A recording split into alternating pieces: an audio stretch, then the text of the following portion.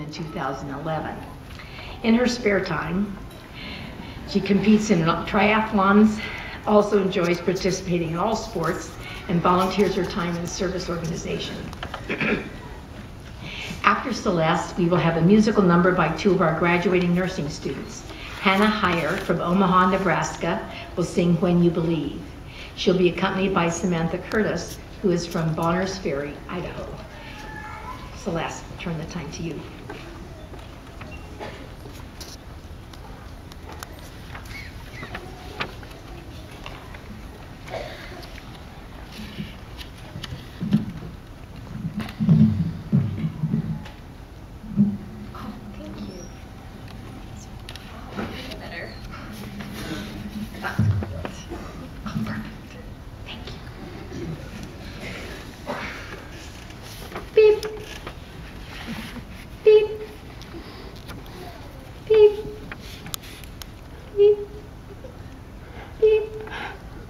How many of you feel like these little beeps have become a part of your lives?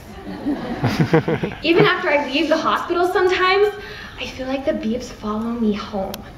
Hopefully you haven't gone as crazy as I have, because the other day I was in my kitchen and I swear I could hear a pump alarm going off. Please tell me I'm not the only one. How many of you have had that happen? Come on, raise your hand. I want to see. Okay, now I don't feel as crazy anymore. You know, I actually used to be afraid of the beeps. I remember sitting at my sister's bedside, wishing I knew what they meant, wishing I knew what all the monitors did, wishing I could help. See, I grew up in a place where radiation and chemotherapy were common household words.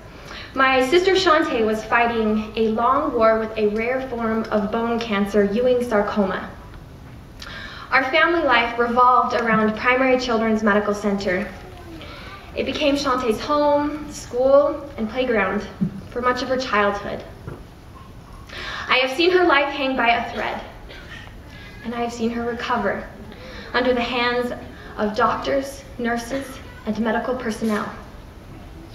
I have seen her healed by the hands of the priesthood, as she was blessed by my father. While some children idolize celebrities and sports heroes, my heroes were the doctors and nurses who were healing my sister. I wanted to be able to help her like they did. I wanted the power to heal like they did. 2 Timothy 1:7 says, "For God hath not given us the spirit of fear, but of power and of love and of a sound mind." I am not afraid of the beeps anymore. I know what they mean. I know they are necessary.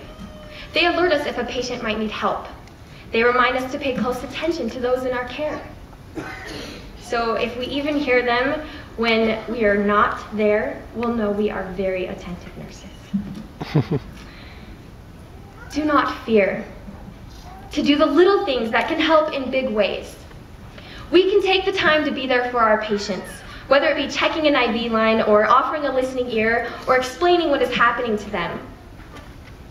One lesson I've learned is that we have the power to change lives for the better every day. Do not fear the challenging tasks that we will be called upon to do.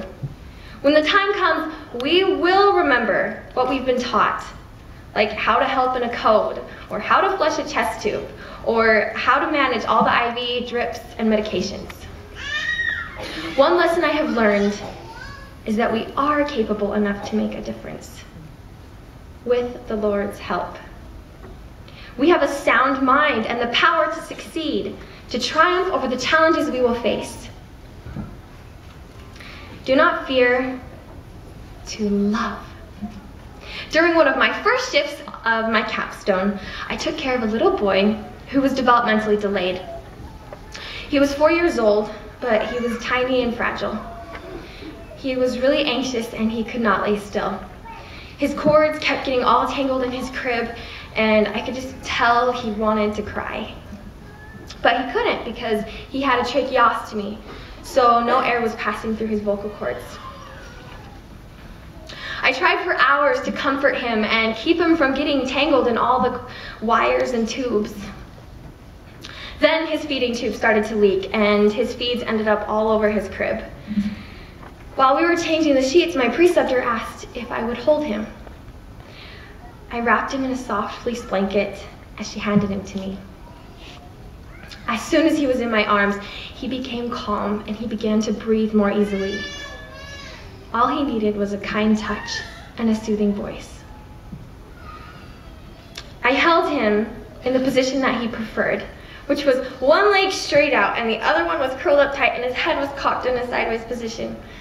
And it didn't look comfortable to me at all, but he loved it, so that's how we sat. I looked down into his deep brown eyes and at his long eyelashes. He was a beautiful baby boy, and I felt like I could see straight into heaven. One lesson I've learned is that sometimes all we need is to know that we are loved. Do not fear to create new memories. I have had so many moving experiences while here at the College of Nursing. Memories that I share with you guys, such as starting our first IV, or walking out of lab pass-offs with Band-Aids all over our body from practicing IVs and shots on each other. Or seeing our first birth, or watching a family deal with the passing of a loved one. Giving flu shots at the health clinic, doing Zumba for public health, driving to Salt Lake City in the snow at 5:30 in the morning for clinicals.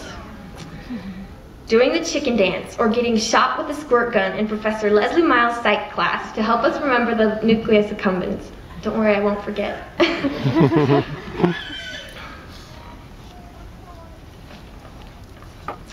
And going to India, Ghana, Ecuador, Finland, Russia, Washington, and Tonga for our studies abroad. Learning how to love, how to help, and how to heal. But our most important memories are those yet to come. Those we will create, caring for people like my sister. She is here today among us because of people like us. Her survival is a monument to those of us who practice the healer's art.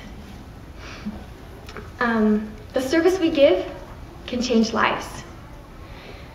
My sister Shantae has gone on to become student body president in high school and college, an honored graduate from BYU, a renowned inspirational speaker, and a dynamic producer for the LDS Church. Every patient we treat has unlimited potential and is worthwhile, just like her. Do not fear to move on. On my last clinical shift, I arrived early, and another nurse who looked completely overwhelmed asked if I could assist her to admit her new patients. I instinctively jumped right in, and I remember thinking, man, just a few short semesters ago, I would have had no clue what to do. And now that I'm finally getting the hang of things, I'm graduating. But I guess that's kind of the point. Thanks to our professors and their inspired teachings, as well as a lot of hard work, we are ready to embark on this greatest of callings, to practice the healer's art. We are ready to learn. Our endeavor will continue. One lesson I have learned is that we still have a lifetime of lessons left to learn. Wait, do you hear something beeping? Let's go. Thank you.